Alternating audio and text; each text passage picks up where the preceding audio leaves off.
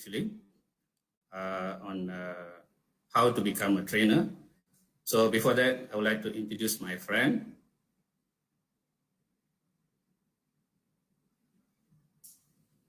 We have some technical problem.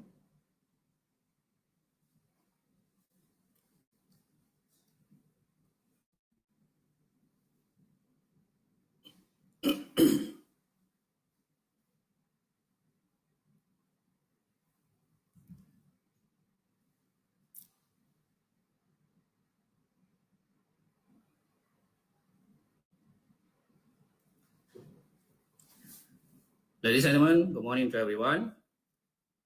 So I hope everyone is in a safe and healthy condition while during this MCO period. So I'm sure while you're at home, you are thinking what training you want to attend in future, what are the skills and knowledge you want to upgrade in future, how do you want to enhance yourself. So that is why I'm actually sharing this session today. So before that, I would like to introduce myself. My name is M. Parameswaran. I'm actually a resident trainer at NIOSH HQ, Bandar Baru Bangi. So I'm a certified trainer and also assessor for the trainers program, which is a basic trainer and also advanced trainer. And I'm also a certified trainer for confined space program. And I conduct various safety passports at NIOSH.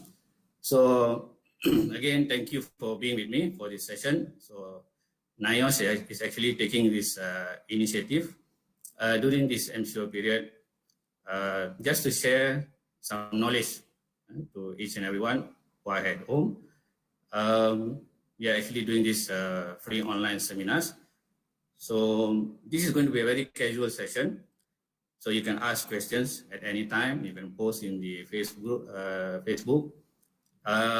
My session will be fully in English. So no worries. You can ask questions in English or in Malay. So whichever within my capacity, I will try to answer the questions. Or my colleagues are also watching this FB Live. They might answer to you directly. Or I would share an email address at the end of the session. Then you can post your question there. We will get back to you later. So sit back and relax, enjoy the session, and give me some good likes. So let me open up my slide.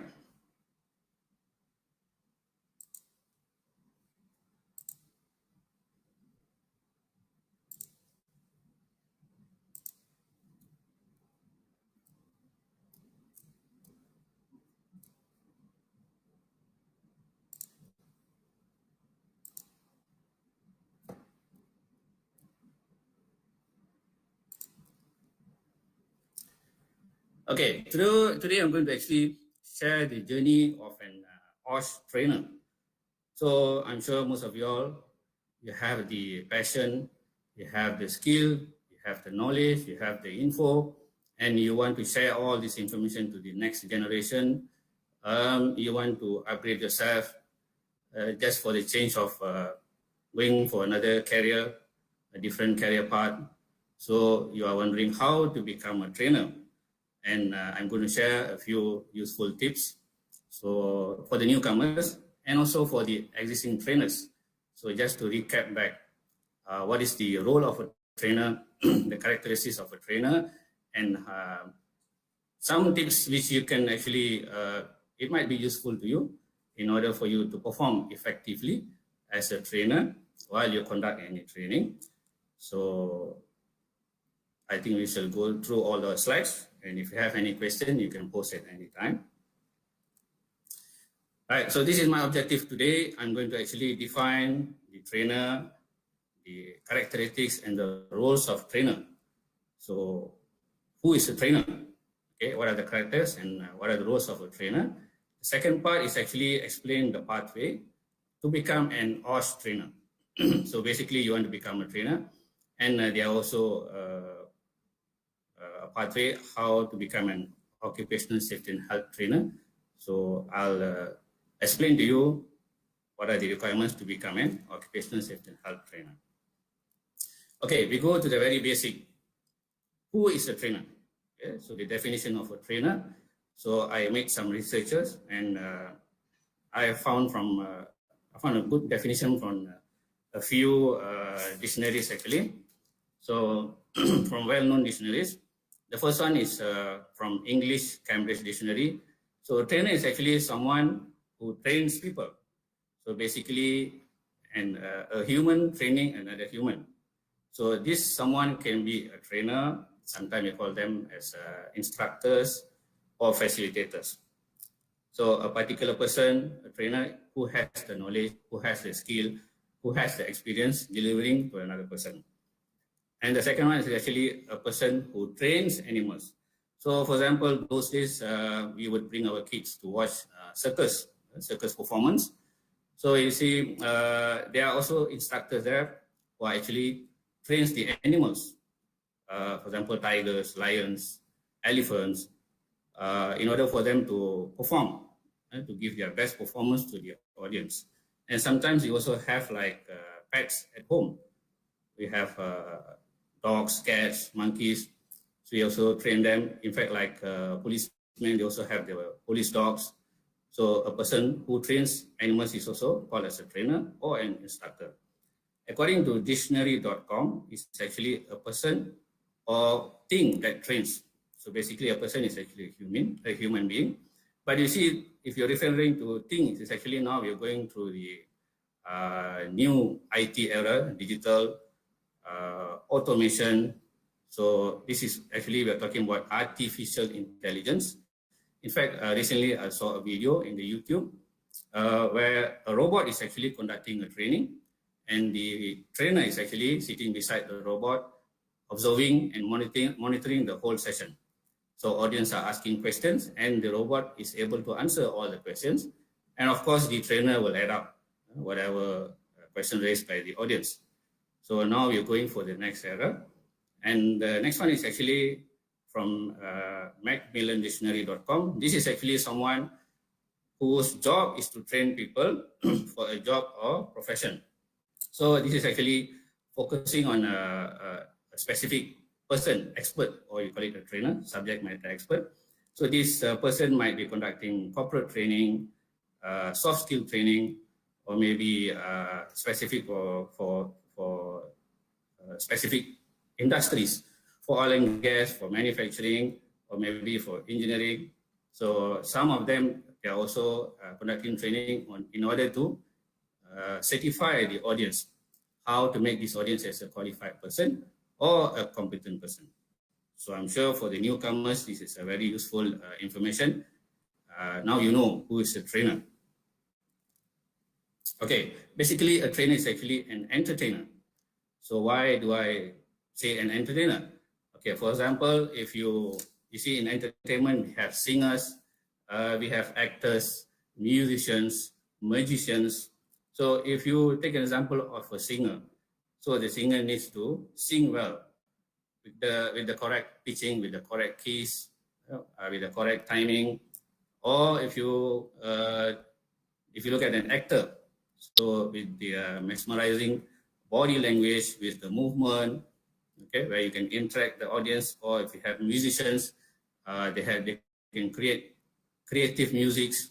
Yeah? They can compose well-organized musics. So same goes for the trainer. The trainer is supposed to speak well. Okay? So you must have a very good command of language. It's either you conduct the session in English, in Malay, or your own mother language. So in fact, during my session, when I conduct TTT, some of them, they have the nervousness.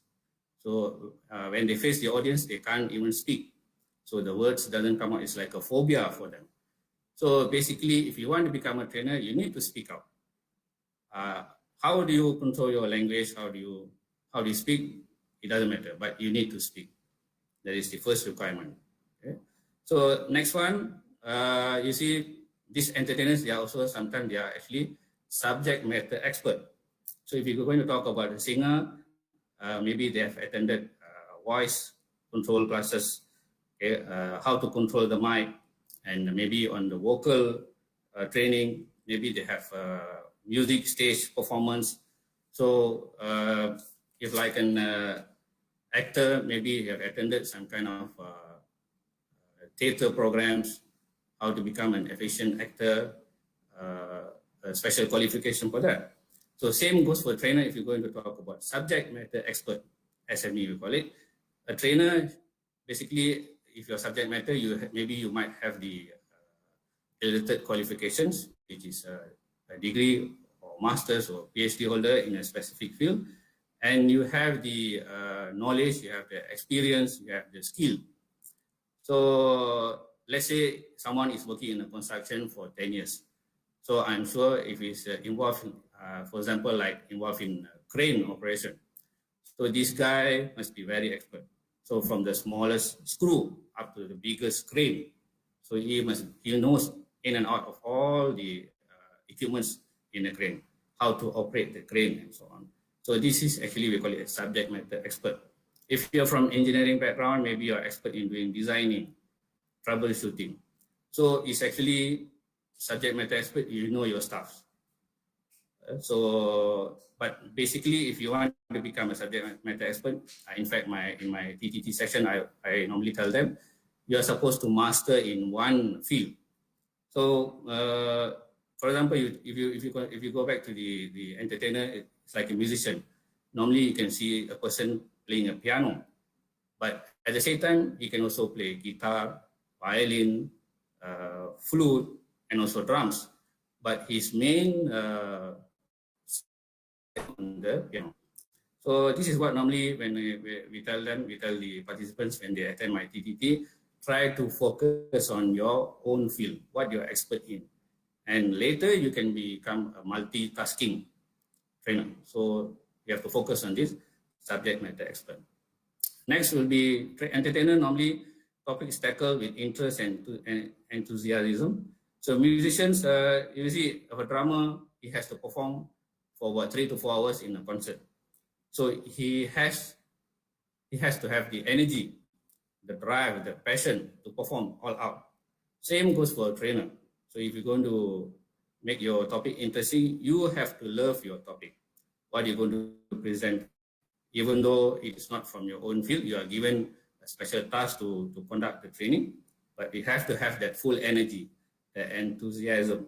So you have to share all the knowledges and also the info and the experience. So basically, you have to do some homework before you conduct any training. In fact, my mentor actually has mentioned to me, so he said, okay, Param, if you go to a classroom, so when you enter inside the classroom, you can see your audience. So what he said is actually, the first 5 minutes, the audience who are sitting in front of you is actually your enemy. The first 5 minutes, the audience who are sitting in front of you is actually your enemy. So it is the capability, the credibility, and the creativity of the trainer, how to make this audience as your best friend.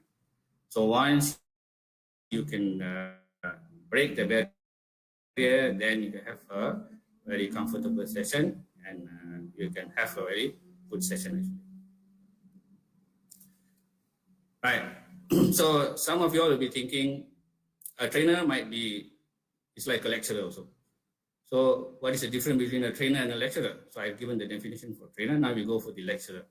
Lecturer is actually an academic rank with many universities. So this one actually I took from Wikipedia. So normally these lecturers, they have a very high qualification, masters, PhD holders, and they hold few positions, basically lecturers, senior lecturers. Some of them are associate professors or professors and so on. And in some countries, they call lecturers as instructors. So basically, these lecturers are engaged in universities or college.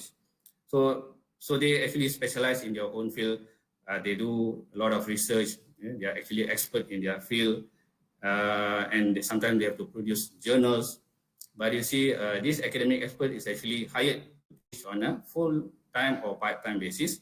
They also sometimes have to need conduct. So basically lecturer, if you see at universities, they conduct a session of maybe 2 to 3 hours. And normally the audience will be in a very bigger crowd. Likewise, trainers, normally if you have a session, participants will not be more than 35 or 40 in a class. It will be in a very small group.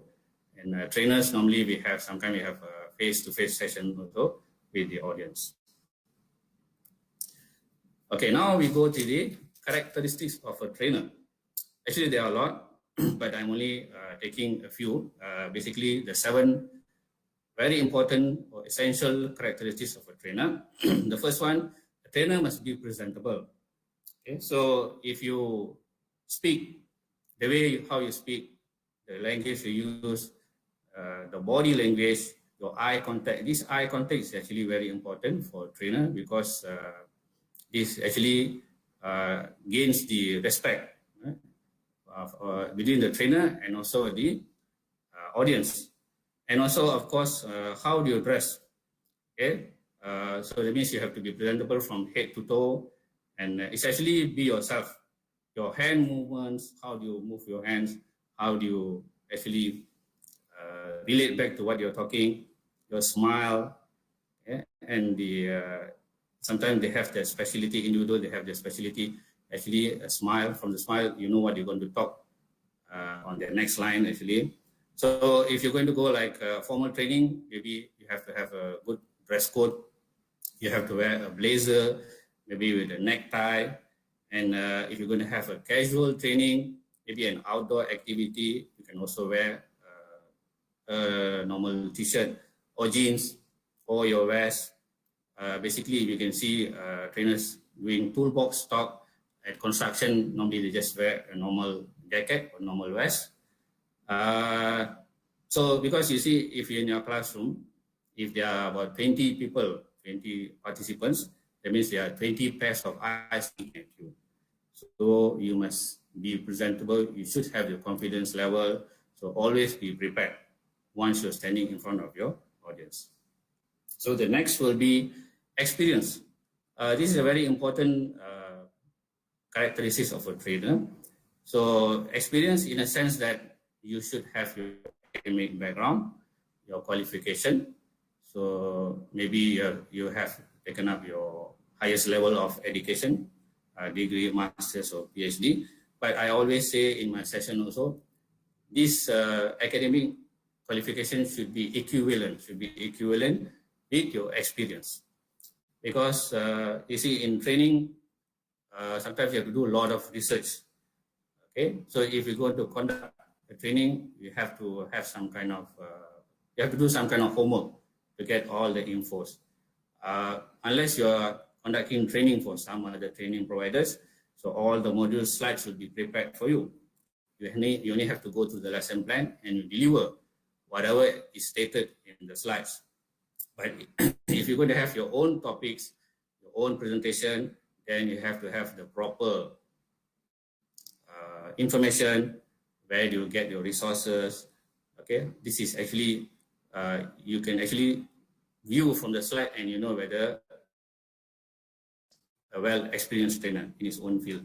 So let's say you are requested to conduct something which is not in your expertise.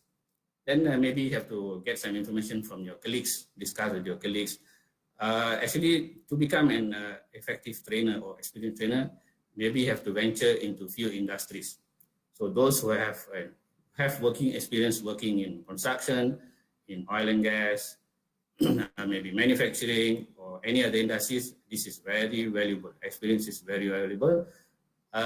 This experience is what you're going to use it for your future undertakings.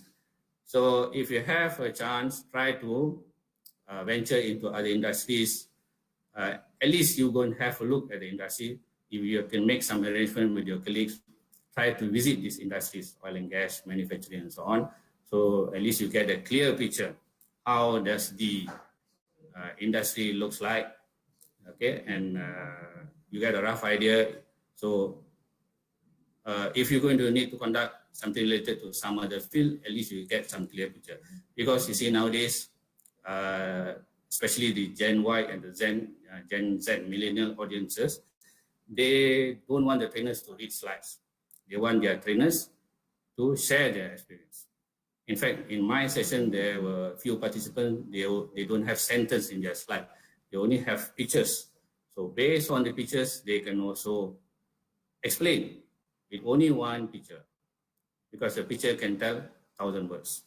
So this is where you can see the experience of the trainers actually. So the next one is actually, number 3 will be honesty. So you, as a trainer, you have to recognize your own strengths and also your own weakness. So you always declare that before you conduct any training. So when the audience asks you questions, if you don't know the answer, you can be very frank with them. You can tell them, okay, I'll try to get this answer. Maybe I'll get back to you later. Okay, because sometimes the audience are maybe more expert than the trainer, because they are doing the job, daily job. They are actually doing hands-on job. They know their staffs. So sometimes, like they always say, we are not jack of all trades. So if you don't know the answer, you don't have the information, try to get this information and try to share with the audience later. Number 4 is actually the patience. So have a tough time handling with the audience. In fact, like now when you're going to conduct sessions, even in NIOSH, we have foreigners coming in for training. So one of the main problems is actually our language barrier. So how are you going to deal with these audiences? So you have to be patient with them, because our objective as a trainer, we want to make them understand. And at the end of the day, if possible, they have to be a competent person in their specific field. So some of them are slow learners and some of them are fast learners. So we have to guide them. We have to guide the respective person, especially the slow learners. In fact, my session, because when you come for TT, you have to use a lot of do a lot of documentation, slides and so on. So sometimes I will guide them face-to-face, one-to-one, because we understand not all have the experience and also the exposure to this new era of training. So some audiences will keep on asking the same question. They will repeat the same question. So we as a trainer, it's our responsibility, okay? So we need to explain to them step by step until they understand, until they can become a competent person. Okay, next, number 5 will be is actually the pace. So try to follow the program. Okay, this is actually what we do in NIOSH. Normally, when we prepare any modules, we will also prepare the course content, the program, the lesson plan. So for a trainer, timing is the most important thing. Okay, so you have to stick to your time. So monitor the progress of the audience. Sometimes audience will be keep on asking questions. So after a few hours, you can take a break and check their progress. Do they understand what you're talking about? If not, you have to go back to your objective. What you want your participant to achieve at the end of the day. So we as a trainer, that is a responsibility. You have to make sure the audience, they understand, and we want them to achieve our objective at the end of the day. So the number 6 will be on communicator and listener. So trainer is supposed to be a good communicator. So you must have a very good communication skill. So try to use simple language. Okay, normally like what I do in my session, normally we have a mutual understanding between the trainer and the audience, because sometimes our slide will be in English. So we need to check with the audience, how do they feel comfortable? Do they want the session in English or in Malay? Slide can be English, but when we deliver, we can also deliver in English or in BM or in both language. So we can also create like jokes. We can have games. We can show videos. We can share some stories. So it's actually ice-breaking session. So once you have a good understanding between yourself and the audience, between the trainer and the audience, I'm sure your session will be an enjoyable session. So always listen. Always listen to the participants. You have to be a very good listener. Get their feedbacks. Answer according to their questions. Okay. So sometimes we allow the audience also to share. And in fact, in my TT program, we have a lot of experts in their own field. So I give them an opportunity to share their experiences. Maybe they are also well versed in doing training, and they are also experienced trainer. So why don't we try to get their information? So in fact, sharing is caring. So it is also will be a useful tips for the other audiences or the other participants when this specific person shares his experience, what he has gone through. And the last part is actually respect. So try to respect the audience. Okay, so because nowadays we also have local audience, and also have foreigners workers attending our training. So respect them. They are also human beings.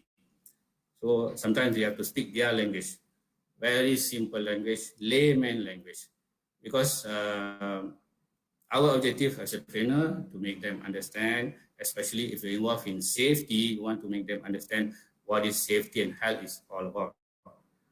Okay, and at the end of the day, you want them to work safely and minimize accident at their workplace. So give respect and gain respect. Okay, so if you do that, I'm sure these participants will remember you forever.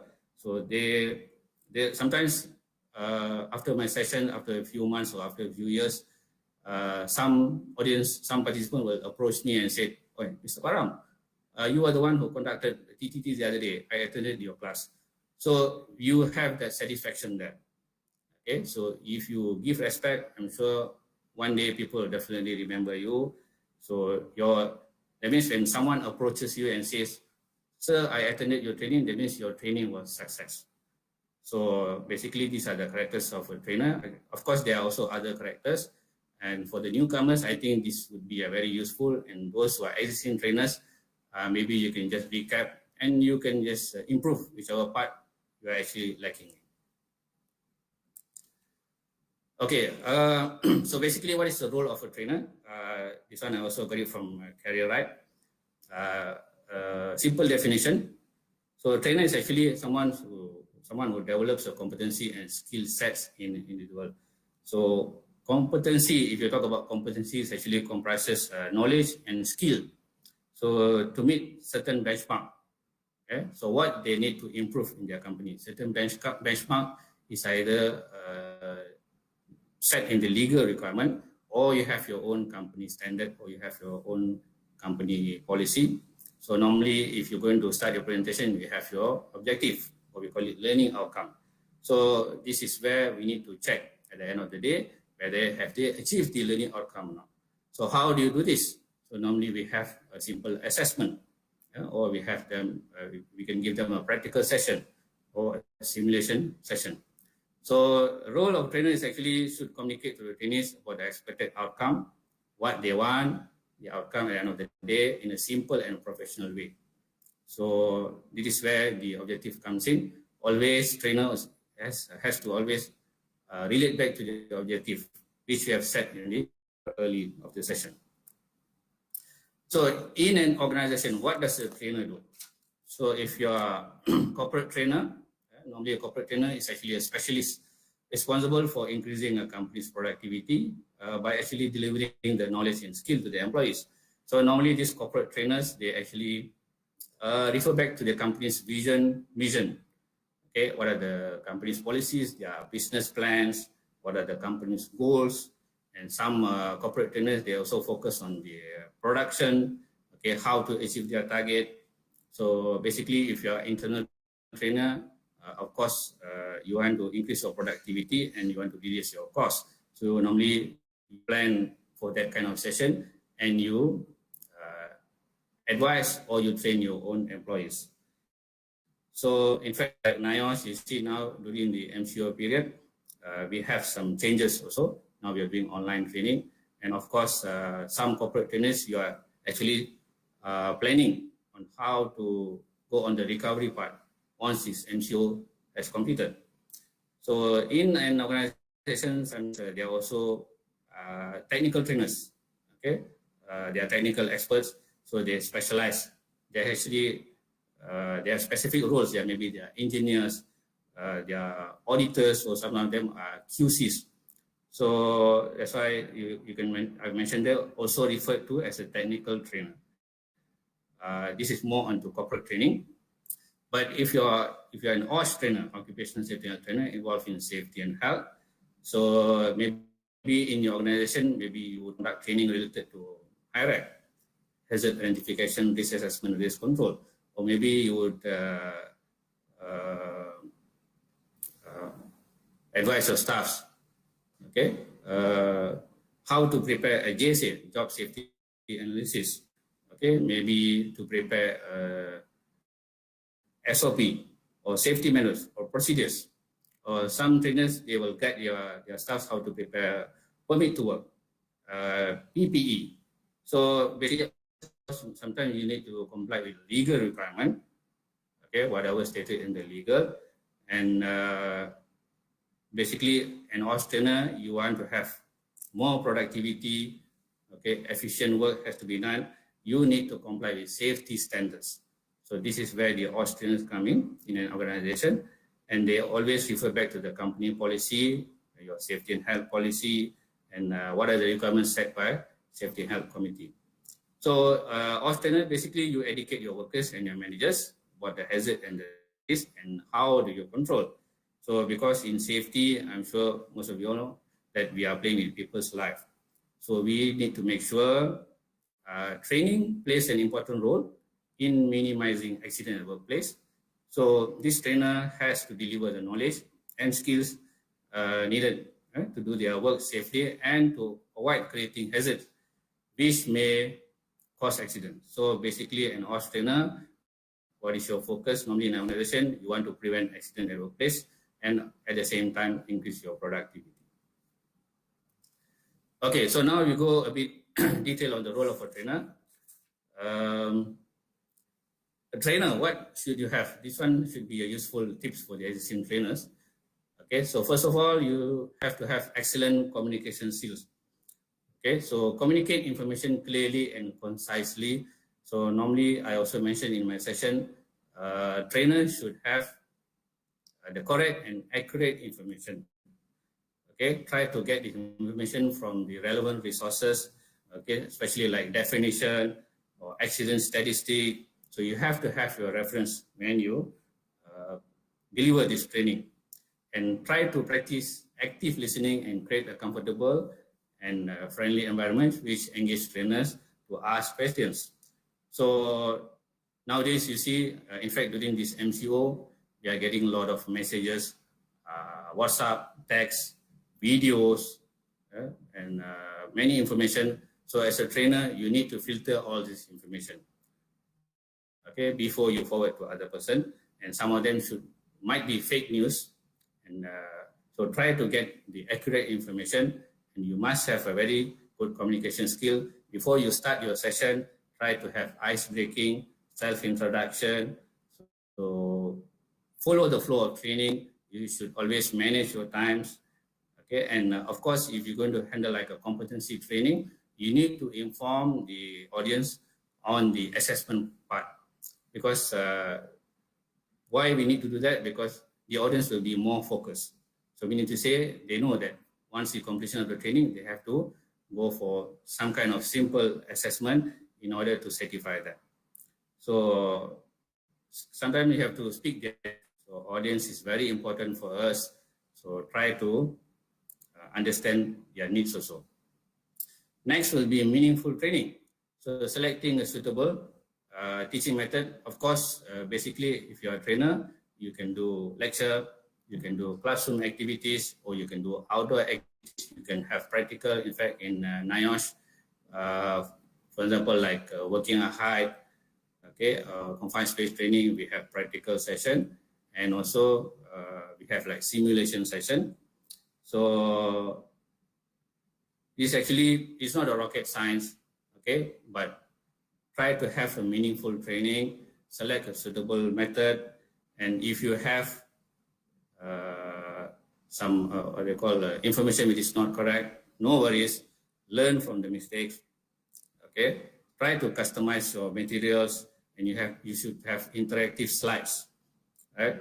So allowing, encouraging, and motivating trainees to apply the practice taught So some trainers now, they prefer like group discussion, and you also can have brainstorming, presentation from the group work. In fact, like our competency training, we encourage to have more group activities, and because you want to test their understanding, at the same time, they can have their networking among the participants. So the third one, the role of a trainer is actually to have a deep knowledge of industry. So always keep abreast of current industries, okay, trends and practices, and incorporate them, these elements. So you need to actually identify the correct safety issues if you're involved in certain industries. For example, now if you're going to present a topic on COVID-19, so you should have the relevant information, the general info, maybe changes in the legal, okay, updates in the guideline. So a trainer should always keep abreast what is going on, especially on the general information or any changes in the legal requirement. So if you have worked in many industries, you can also share your experiences, give examples which are related to industries and which is related to the topic. So as I mentioned, good industry knowledge helps trainers to enhance workshop effectiveness. Okay, so you can also share some relevant pictures, videos, or paper cuttings related to the topic. Okay, give examples of related industries and related topic, and maybe sometimes they also relate to some terms. Okay, so be confident. If you don't have the proper knowledge, try to do some homework, get all the necessary informations. Next will be a passion for continuous learning. So now we are actually investing on lifelong learning, more on professional development. So, so explore different ways of learning styles, not only using slides, you can also use some pictures, you can also use some videos. This is a better way of engaging with trainees and also provide with the latest insights and best practice. And nowadays you can see there are new ways of preparing slides. We have infographics, right? And you can use a role model from the audience to present some kind of topic. So we as a trainer also have to be a role model for the trainees and inspire them to pursue this lifelong learning. So you can actually be a mentor to your trainees. Okay? Try to inspire. We trainers also sometimes we learn from the audiences. Okay? Sometimes they are more experienced than us. Try to upgrade.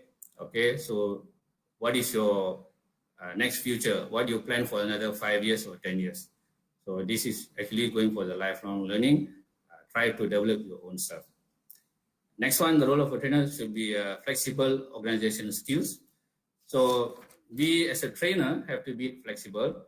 So whether it involves management, sometimes trainers would say, my company does not have the resources, we don't have the budget, we don't have the facilities to do training as I would like to. And some trainers, if they go and conduct a training in another organization, they're expecting to get a good parking spot. So this is actually sometimes out of our control.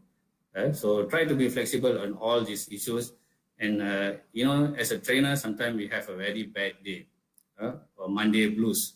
So maybe one fine day when you enter to the classroom, your laptop is not functioning. The LCD projector is not functioning. You forget your mouse. You did not bring your pointers, your clickers. So suddenly blackout happens, no electricity supply. So how are you going to conduct this training? So you have to be flexible on this part. Okay, don't get panic, and you have to have the what they call normally you say plan B. How are you going to make your training successful? So don't very confine your own way of delivery.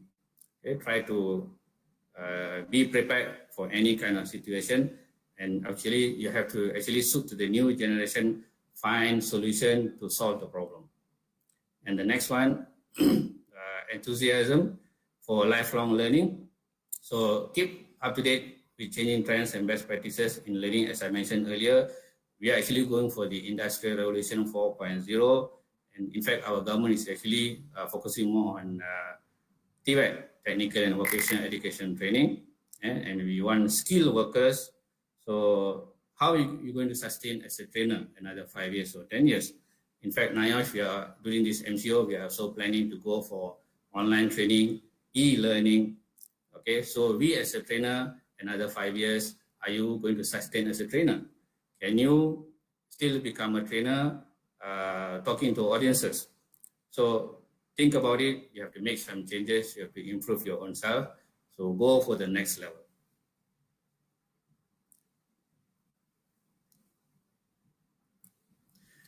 Right. So basically, what I mentioned earlier is actually the role of a trainer as a whole. But at NIOSH, in NIOSH, what does the trainer do?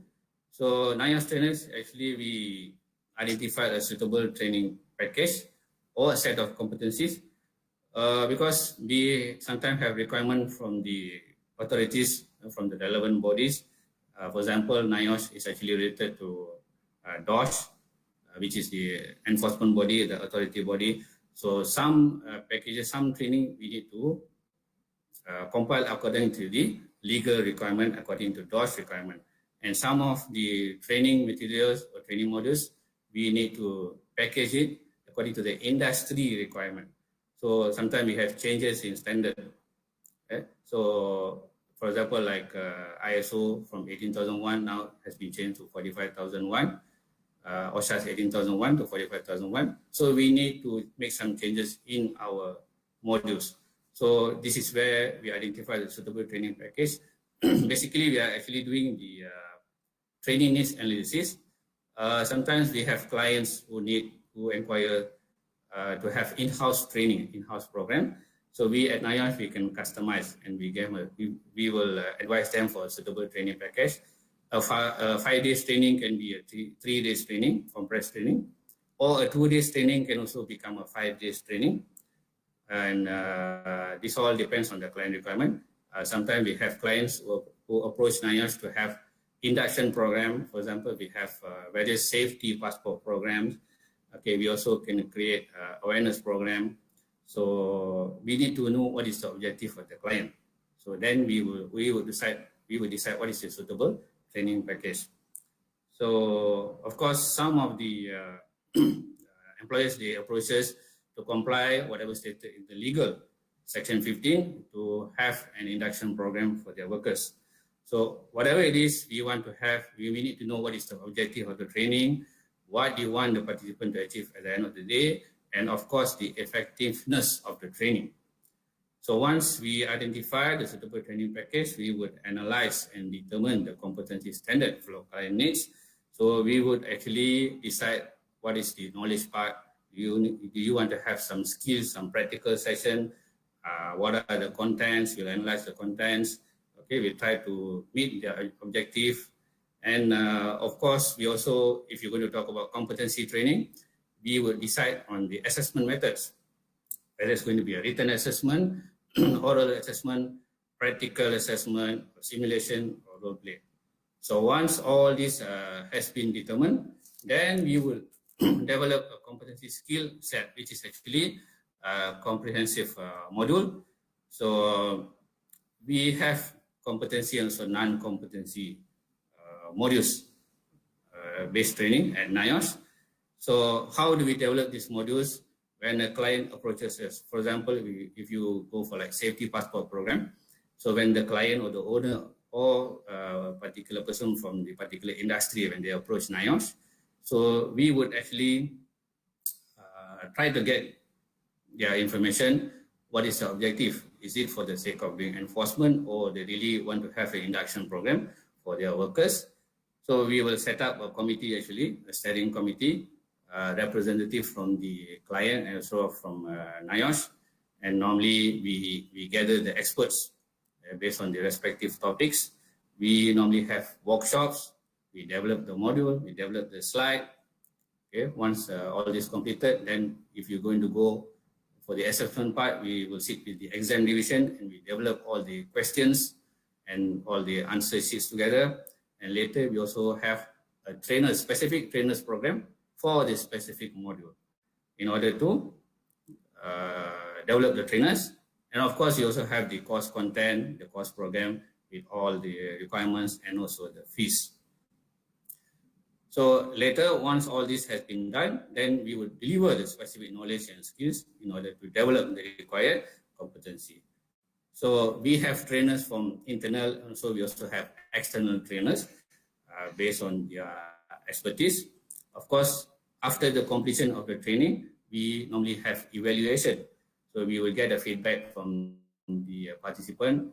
And in fact, in NIOSH, we have a specific department, quality department, which actually monitors the progress of all trainers, internal and also external. So if you cannot perform up to a standard, normally we give the trainers a reminder, and we will try to consult them, and so that they can meet our standard of delivering training. And of course, at the end of the day, we need to do some review. And the last part, actually, trainers in NIOSH, we develop assessment tools, methods to certify the trainees according to standards.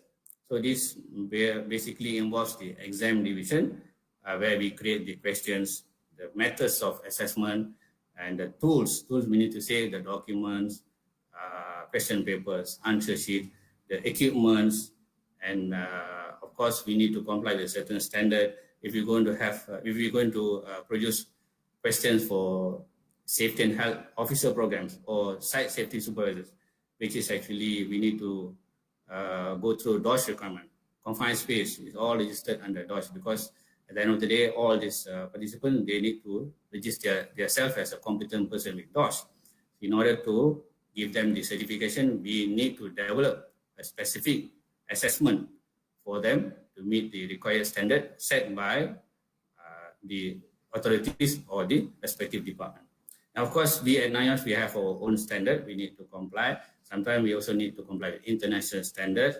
For example, like if you attend our Train the Trainers program, our TTT is also recognized by HRDF. So basically, if you're a NIOSH trainer involved in NIOSH module development, I'm sure you have gone through all this process. So now, you have gone through the load of the trainer, you have gone through the characteristics, okay, what is the responsibility of the trainer, what the trainer is supposed to do. So now you're actually thinking, why I want to become a trainer? So if I become a trainer, I have to go through all these responsibilities, I have to do a lot of tasks. So it's actually up to you to decide. So if you want to become a trainer, why you want to become a trainer? Basically, you see in industries, so some newcomers, I think you have the passion, you have the skill, you have the knowledge, and in fact, some of you are actually conducting the training at your workplace. But only thing, you're not a certified or competent person. So in order to become a competent person, okay, so you attend our program or whichever trainers program to get yourself certified, and also to become a competent person. Because at your organization, you might do training, you might do some induction program, you might do some toolbox talk, so seminars and talks and so on. So this certification is very important because it's actually an evidence for you. If you're going to become a trainer later in your own organization or in some other organization, you engage with other training providers. Of course, this certificate or the competency is actually proof saying that you are actually a competent trainer. It actually adds value to your CV. Number two is actually why you want to become a trainer, because a change of career. So all the while, maybe if you're involved in safety, you're a safety manager, you're a safety officers, and you have the passion, you have the knowledge, you have the skill, you want to share with other people, so you go for the next level, you want to become a trainer. So it's very good actually. So because those who are experienced trainers, we need you actually to deliver the information to the next generation. Okay, because this new generation, they want everything to be done in a very quicker way. So if you have the passion, you want to go for another level. So you change of career, you want to become a freelance trainer, or you want to become a consultant, you want to engage with some other training providers, you can always attend this program and you can become a trainer too. Number three is basically for a retirement plan. So after certain years of working, you feel that you have all the experience, enough experience, and you want to share to other people. So because during your normal work, you might have your routine jobs, okay, managing people, doing documentation, and attending meetings. So once you have retired, you don't have all that burden, but you just want to conduct a training. So this training might be more relaxing for you because you only conduct according to specific hours and specific days. Because if you're a trainer or freelance trainer, for example, if you're a trainer with NIOSH, we have prepared everything for you. Yeah, in terms of the modules, the slides, the lesson plan. That means whatever the backstage job has been done for you. So you come on that specific day, you conduct your training, you finish according to the program, and you get paid at the end of the day. So you have that satisfaction. So number 4, this one maybe for the existing trainers, you want to enhance your knowledge and skill, and also on the delivery part. Okay, so maybe you have attended training in some other organization. Okay, some trainers program internally. So you want to enhance your presentation skill. Maybe you want to have more like high impact style, high impact of presentation. You want to have more attractive slides, captivating slogans, new way of delivering training with new technologies. Okay, because you see, in fact, in NIOSH, our trainers our training materials are soft copies. Only a few is actually hard copy. We are actually going towards that. In future, most of our notes all will be in soft copy. In fact, if you come for a trainers program, all activities will be done in soft copy. So trainers, you want to enhance your knowledge and your skill on that part, you can also come for this program. And later, maybe there are also requirement on legal or workplace standard requirement. So maybe because you see, in fact, in my program, we also have like lecturers attending our trainers program. Because in universities, if you're going to conduct safety program, it is also a requirement by the respective authorities. The trainers also must be certified by NIOSH or by DOSH, and they have to attend a specific trainers program.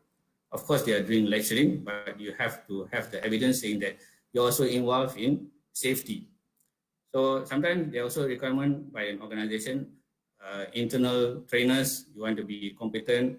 So requirement by the organization, they say why we need to engage outsiders. So you have the knowledge, you have the experience, so we develop you to become a trainer. And maybe based on audit findings, okay, because you're a trainer, but you don't have the competency. So the needs are there to attend the trainer program, and you have to be the trainer. So it's either you swim or you sing. So if the organization sends you to attend this specific program and they want to develop you, so up to you to decide whether you want to be a trainer or not. Okay, I think I've covered on the first part on how to become a trainer, the role and the characteristics. So now we focus on programs, which programs what we have in NIOSH. So basically in NIOSH, we have 4 trainers program. So the first one is actually train the trainer program. We call it basic level. This is actually the minimum requirement to become a trainer in any organization or any industries. So I will go detail on this on the next slide. And the second one is actually TTT2, better known as Training Management for Business. Okay, this is actually advanced training. And this TTT1 is actually also conducted by some other training provider. In fact, HRDF also, they have this TTT1 program. And some other training providers are also doing this. But if you look at TTT2, Training Management for Business, only NIOSH is conducting this program. Okay, no other organization has this advanced program currently. And the third one is actually Construction Safety and Health Trainers. We call it CSHT. This is basically for trainers who wants to become a CIDB trainer or any other related field. I mean, basically related to construction field. So if you want to become a trainer for construction subject or specifically for CIDB trainers, you have to attend our TTT1. Then you have to complete the CSHT. once you complete this program, you can get yourself registered with CIDB. And of course, I presume that they also have some other trainers program in order for you to be a competent CIDB trainer. So you can always check with CIDB. And the last trainers program we have is actually Confined Space Safety Program. So this is basically for those existing trainers or those who are newcomers. You have the experience working in confined space, you can enroll yourself to become a confined space trainer. But this will take quite a long journey, because in order to become a confined space trainer, you have to attend our AESP program level 1 and our AGTS level 2. You have to get yourself registered with DOSH with a minimum 3 years of working experience. And later, once you've completed the whole process, then you can attend our Confined Space Safety Trainers Program.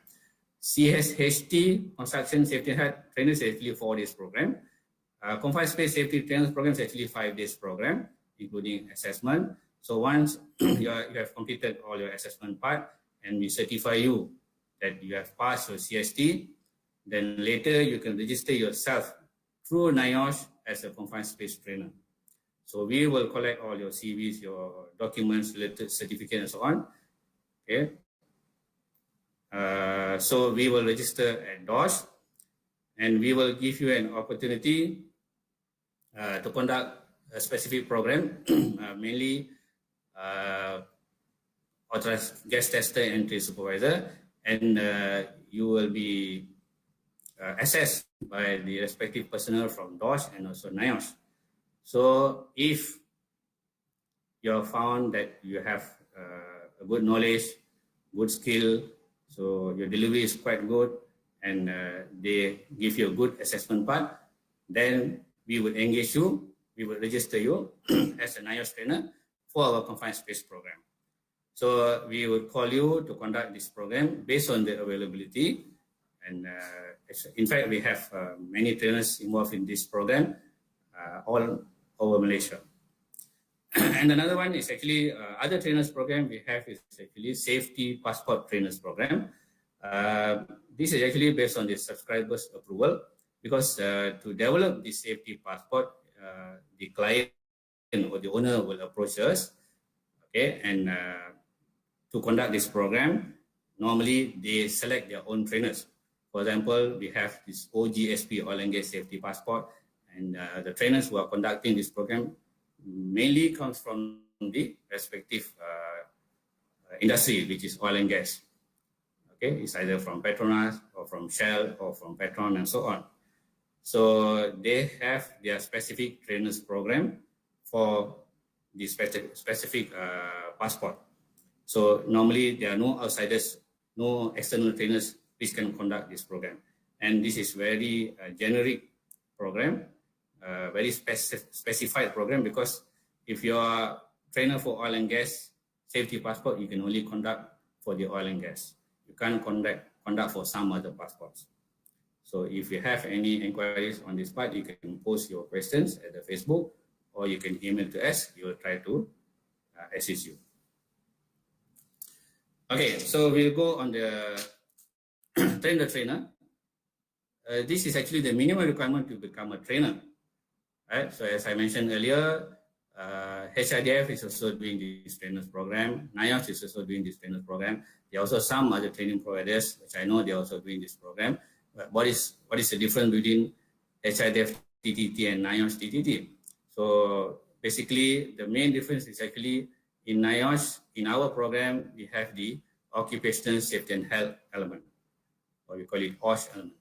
Okay, so here in NIOSH, we have a comprehensive training modules. So basically, this TTT1 is to develop potential trainers or subject matter experts. So we want to develop you individually to become as a trainer. We will groom you to become a trainer. So actually, we will focus on the knowledge, skill, and attitude. We'll try to upgrade your knowledge and your skill and the attitude of how to become a trainer.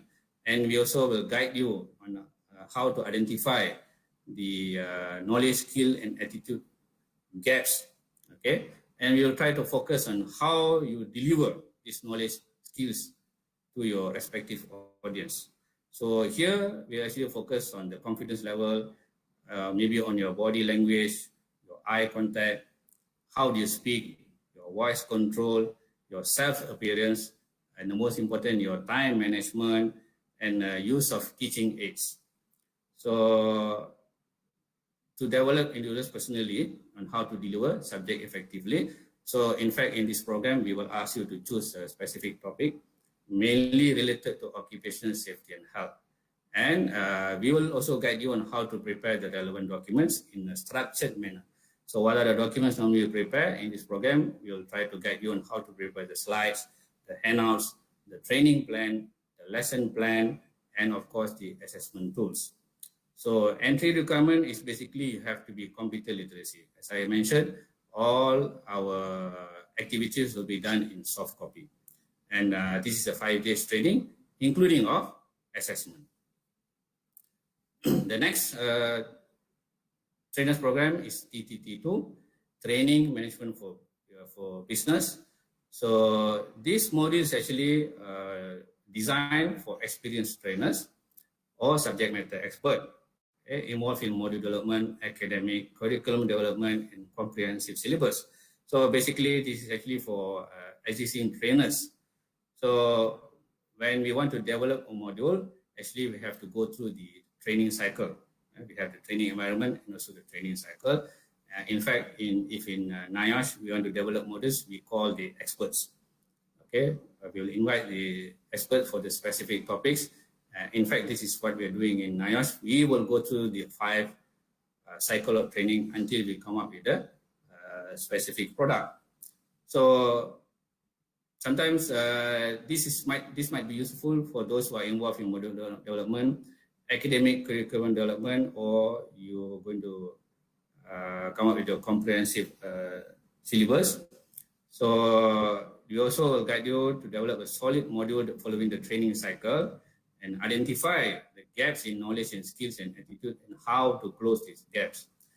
So the challenges, if you compare TTT1 and TTT2, TTT1 is basically on individual basis. All the documents you have to prepare on your own. Of course, we will guide you on how to complete all the document and assessment. On TTT2 is actually, if you see the main challenges, we will break up to groups. Okay, for example, in a group, maybe you have 3 or 5 participants, and the main challenges is actually all these participants are coming from different industries. Okay, so for example, maybe one person is from oil and gas, another person from manufacturing, another guy is from power plant, another guy is from construction. So you have to sit together, you have to blend together, and you have to come up with one big module. So how are you going to come up with this module? So that is where the challenging part, because maybe the guy from oil and gas would say, I don't have experience in construction, so I can't deliver any topics related to construction. So maybe the guy from manufacturing will say, I have not experienced any oil and gas industries, so I can't deliver whatever topics related to oil and gas industry. So these are the challenges. You have to sit together, you come up with one big module. And of course, presentation will be individual basis, but you have your synchronization between each topic. So all documents will be compiled in a structured manner, and it's actually a kit for the trainer. And this document has to be submitted within 1 month. So in fact, in this TTT2, we will focus more on training needs analysis, how to prepare your TNA. And in fact, once you complete, we'll actually show you samples on how to prepare this TNA. Once you go back to your industry, we need you to prepare TNA for your own 2 staffs. So you have to compile. That is why we are giving you 1 month grace period to complete all the documents. And once you have compiled everything, you have to send it to our exam division. Our assessor will go through until the assessor is satisfied. If you have you have not compiled, you have not completed any documents, or you left out any documents, right? So the assessor will reject back to you, and you have to redo again and send it to us. So once the assessor is satisfied, and we will provide you with the relevant certificates. So for TTT1, we will produce you, same goes for TTT2, we will actually give you a certificate of attendance and a certificate of competency once you complete all your assessments. So entry requirement to attend this TTT2 is actually, basically you have to attend TTT1 first, because this is also related to TTT1, because all documents which we are going to prepare is actually, we will go through in TTT1, and of course computer literacy, but this is a 6 days training program inclusive of assessment. So once you are a competent trainer, you have completed TTT1, or maybe you have gone to TTT2, so now you can start conducting training at your own industries.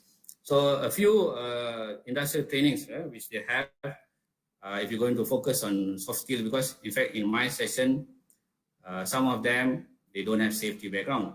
We have HR practitioners coming in for TTT program, we have lecturers, we have professors, we have husband and wives coming in, we have brothers and sisters attending this program, and in fact we have no age limit for this trainers program.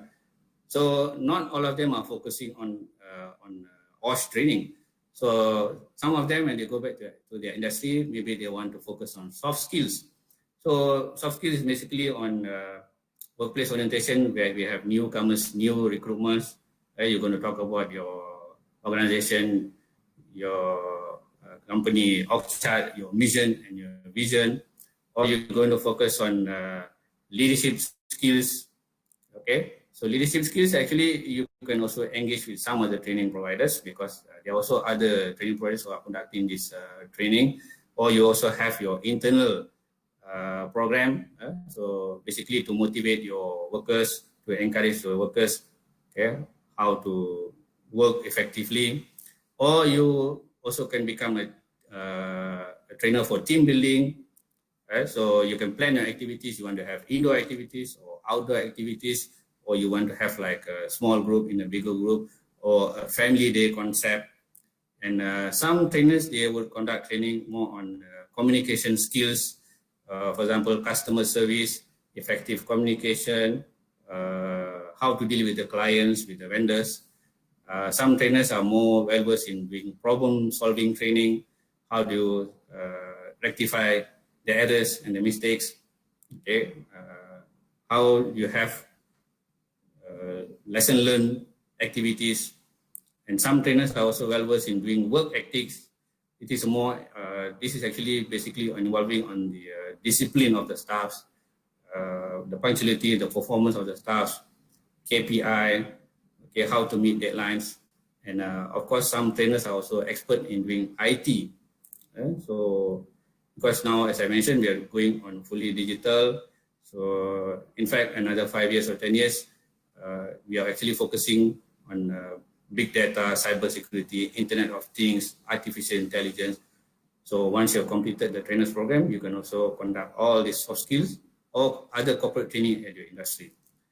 So for an OSH trainer, basically, I'm sure those who are existing trainers in your organization, you might conduct induction program for your workers, safety inductions, related to the policy. Maybe you give them toolbox talks, maybe you conduct seminars, or you also prepare a comprehensive module for awareness, talking about occupational safety and health awareness, maybe talking about safety committees, employers and employees' responsibilities, and maybe you also conduct training on fire safety and emergency procedures in case of emergency, what you're supposed to do.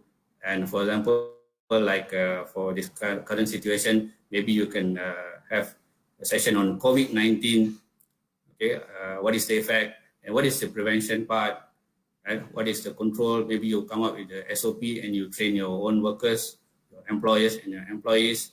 And some OSH trainers are also expert in doing risk assessments. Okay? Maybe they conduct HIRAC training, how to prepare this HIRAC, how to prepare job safety analysis. Okay, and some of them are also expert, like in oil and gas industry, they have their own technical experts who develop their own modules for the specific requirement in terms of HIRAC. And maybe you also can have accident investigation training, if an accident happens, how do you do the investigation? How do you compile the report? And maybe for ergonomics, workplace environment, okay, good sitting posture, okay, what is the effect if we don't practice?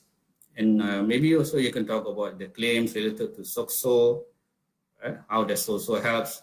And of course, last but not least, maybe in OSH Trainer, you can also focus on PPE.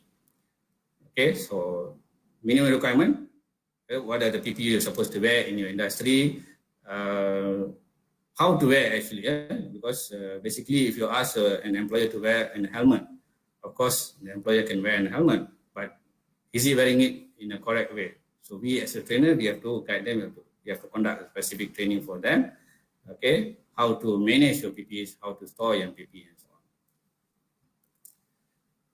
Okay, so I'm sure once you have gone through all these all the slides I have gone through, now you are planning to become a NIOSH trainer. So we always welcome most of the trainers. Okay, if you have the passion, you have the knowledge, you want to share with other participants, you're always welcome. So if you want to become a NIOSH trainer, this is actually a snapshot from our website. Okay, so basically you should have a minimum of bachelor's degree in occupational safety and health with a minimum 5 years of working experience in a related area. So you can have degrees or masters, of course, related to safety and health from any universities, recognized universities, or you possess a minimum bachelor's degree in engineering science, okay, chemistry, or medical or health or environment with the minimum 5 years of working experience in related area. Okay, so basically for this requirement, we need experts who are actually involved in health. We need trainers to conduct our occupational health doctors program, occupational health nurse program, or if you're involved in ergonomics, or if you're involved in hygiene, we actually need this kind of experts. So if you have the qualification and the requirement, you meet our requirement, you can always register yourself.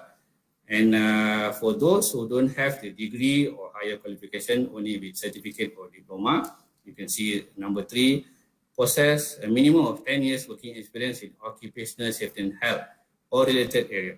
So this is where I always mention on the subject matter expert. So if you are expert in a construction or expert in manufacturing, you are doing this job for the past 10 years, and you have the relevant qualification, you can also get yourself registered. Or you have any other professional certificate recognized by the government or recognized by HRDF or DOS.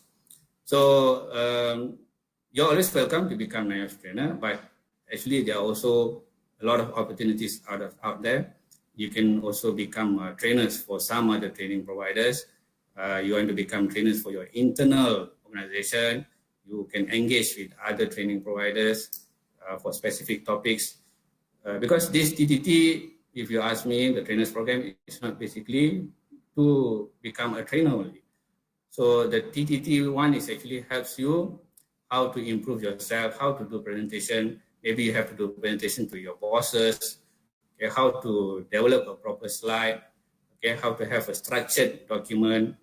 So rather than becoming a trainer, maybe you want to become a consultant. Okay, maybe you want to become an advisor. So I'm sure this one will help you. So very specific requirement, all trainers who want to become NIOSH trainer, you must be registered with HRDF as an accredited trainer. So our TTT is recognized by HRDF, and in fact, NIOSH also we recognize the HRDF TTT program. So how to get yourself registered? Once you have completed our TTT1 program, you are given an attendance certificate and the competency certificate. You can go to the HRDF website and get yourself registered. And you have to pay 300 ringgit to get yourself registered. And you have to attach all your certificate and your CV and other relevant documents. So if HRDF recognizes you, they will give you an exemption certificate and you will get the license number as the HRDF registered trainer. So please get yourself registered, okay? And for those existing trainers who are not registered yet, please also get yourself registered with HRDF, because we, NIOSH, we will not actually register for you. So you have to do it on your own. So we actually need your help. Okay, so try to get yourself registered with HRDF, because now HRDF, they also have a new requirement. So according to HRDF circular dated 24th October 2019, they actually have come up with the HRDF Trainer Development Framework. So I've been telling this in my session TDT program all the while, that the trainer's certificate from NIOSH is actually for lifelong. But effective from last year, October 2019, HRDF have made it as a requirement. All trainers have to go for renewal every 3 years. So you can get all the information from HRDF website.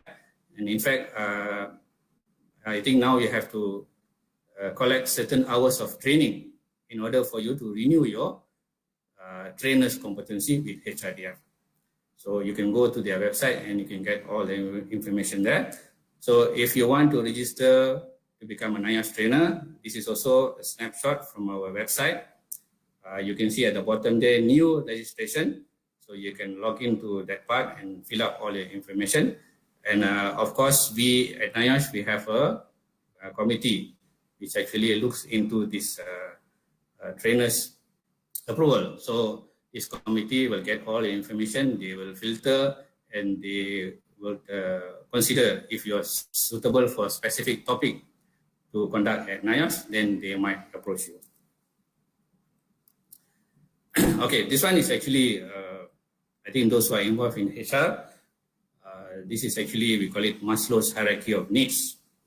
Okay, so basically, you see, this was introduced by Abraham Maslow, Abraham Harold Maslow. So he's actually a physiologist who studied positive human qualities and the lives of exploratory people in 1954. So Maslow created the hierarchy of human needs and expressed his theories in his book. So see, physiologically, okay, so what do we need? This is actually a biological requirement for human survival. So you see, you have to have breathing, food, water, enough sleep. And with the current MCO now, I think one of the essential requirements you need to have is actually free Wi-Fi, because most of us are working from home. So once you have all these requirements, you are satisfied, then you go to the second level, which is more on the security part. So you have to have a proper employment, good salary, you have to have a family, you want to have your health, you want to have a good property. So if you have made all this arrangement, then you go for the next step. Is actually more on the love and also belonging. So this part is actually involves the feelings of belongingness. So the need for interpersonal relationship. Okay. So basically, you want to have a family, you get married. Right? So you have a family and you have more responsibilities. The next part is actually on the esteem. Here you have your dignity, okay, your desire for reputation, okay, you want to gain respect from others, you want to get some kind of recognition from respective parties, so you want to have your self-esteem. So how do you want to achieve that? And the last part is actually your self-actualization. So desire to accomplish whatever you wish to, okay, desire to become the most that one can be. Right? So you have to decide now, according to this hierarchy of needs, do you really want to become a trainer? And if you're actually a trainer, what is your next plan? Have you achieved your self-actualization? So I'm actually to the end of my session. Okay, so my summary is here is actually trainers need to keep abreast of the technology which is moving very fast towards Industrial Revolution 4.0 in order to perform as an effective entertainer. So as I mentioned earlier, we are actually going for the next level, okay, IR 4.0. In fact, now NIOSH are actually planning, even after the MCO period, during the recovery period, we are also going to have online learning, e-learning, Okay, so we, as a trainer, what is your plan for another 5 years or 10 years? Are you going to still sustain as a trainer? Okay, are you going to still conduct on the conventional types of giving training facing the audiences, or you're going to go on virtual, right? So there are a lot of technologies coming in. So you have to make your decision. You decide what is your decision. It is in your hand. So I've ended my session. So thank you very much for being with me. Okay, I've shared. I'm sure this would be a very useful tips. Okay, for those who are newcomers and also those who are existing trainers. Just to recap what we've been doing so long for the past 5 years or 10 years as a trainer. So I'm going to answer a few questions actually, but if you have any other question, you can always email to this address, training@nayos.com.my. So just give me some time to answer a few questions.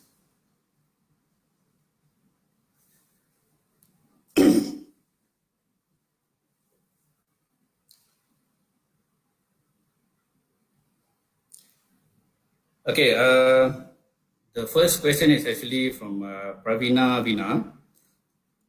Okay, her question is actually, I have completed basic TTT course with NIOS in 2011. I am a lecturer also in EOH field. Am I considered a trainer or competent trainer? Do I need to take a refresher course to continue as a trainer? Okay, as I mentioned, Pravina, thank you for your question. As I mentioned, actually previously there were no renewal for the trainers, but only thing you need to check whether are you registered with HIDF, because now the new requirement, all trainers has to be registered with HIDF, and those who are registered effective from 1st January 2020, they have a specific program on how to go about on the renewal. Those who have registered before 2020, they also have another specific program. It's like an assessment method or something for the renewal part. So please go through the requirement which is in the HIDF website. You are Pravina, actually you are considered as a competent trainer. But only thing you have to sustain, right? You have to keep your license as a competent trainer. You don't have to go for a refresher program with NIOS, but you have to attend a certain requirement. You have to meet a certain requirement with HIDF.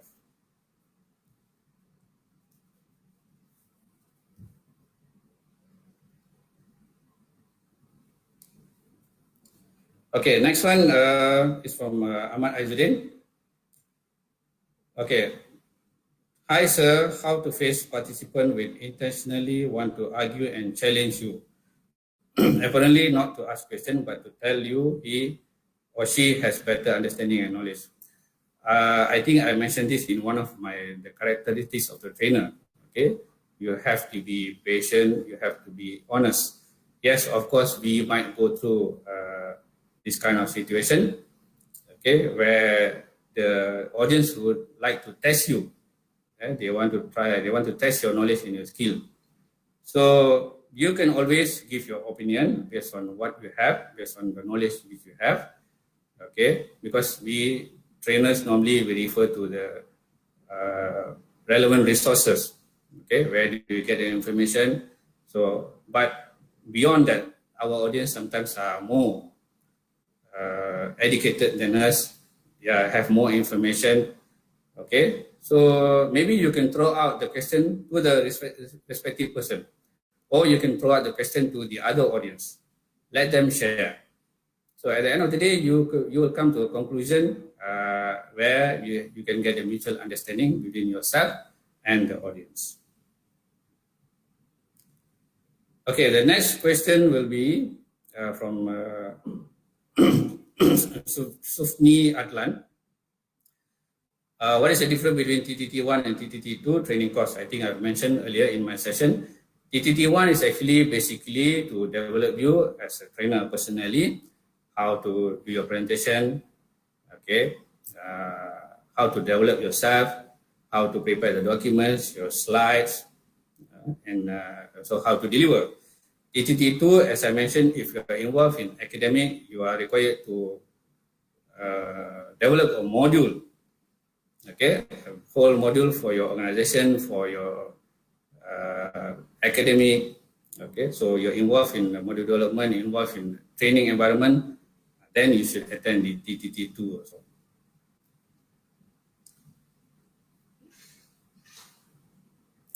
All right, there's another, I think this one will be a last question. Give your opinion about youngsters yang pilih untuk jadi trainer as career. So, as I said, the choice is up to you, okay? Because youngsters, of course, you can become trainer. In fact, in my session, I had some young generations, Gen Y, Gen Z. In fact, Gen Z also are coming from my program. They have high qualification with master's program. Some of them are also going for PhD program. They want to become trainers. They want to become lecturers in future. As I mentioned, theoretically, yes, you can become a trainer for the youngsters. But of course, when it comes to skill hands-on, right? If you're a lecturer or maybe you're a trainer, okay, conducting safety programs. So if an audience, maybe the audience are all with engineering background, they ask you a question related to engineering. Theoretically, yes, you can answer, but technically, you have the knowledge or not. Because if you are not involved, basically you're not involved in the industry, okay, you have not tried out on your own, then you might have a difficult situation handling this part. But no worries, okay, you can always give it a try. But of course, experience is very important. It must be synchronized, must be equivalent with whatever qualification which you have. Okay, I think that's all for today. I would like to end my session.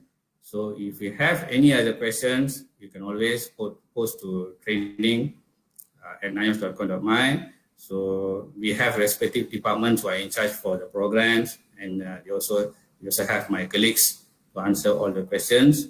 So I'm sure all my useful information I shared for you would be useful for you to perform as an effective trainer.